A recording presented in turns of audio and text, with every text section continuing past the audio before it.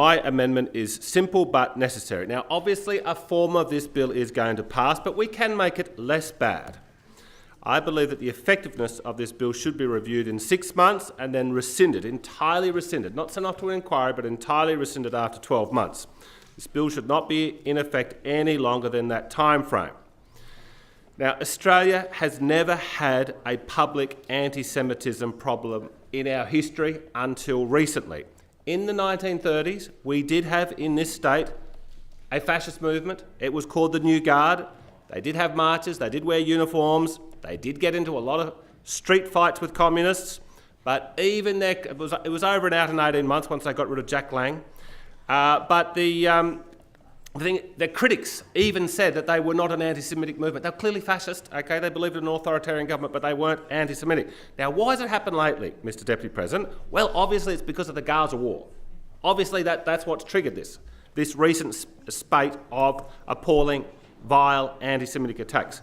Now, thanks to Donald Trump, that war is over. That's good news.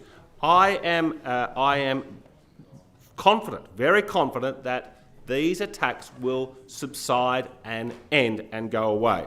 I remember just over a year ago, Mr Deputy President, we had a thing in this, a very divisive political issue in this country. It was called The Voice. Everyone who was involved in politics was all whipped up about it. We dealt with it, it's moved on. It's moved on. That's what's going to happen with this one. So we don't want to bring in these permanent laws.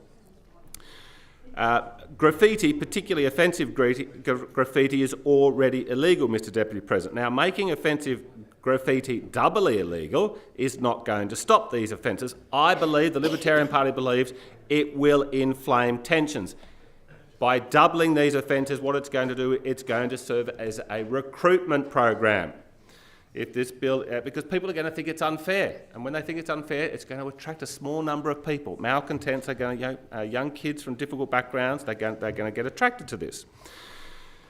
If this bill is provably effective and lowers the rate of anti-Semitic graffiti, then we will see the results of this in the coming weeks and months ahead, rather than the years ahead as proposed by the government and the opposition. That is why I hope that the Chamber supports these amendments to swiftly bring on a review after 6 months of operation and rescind the bill after 12 months when the review likely proves how ineffective this measure is.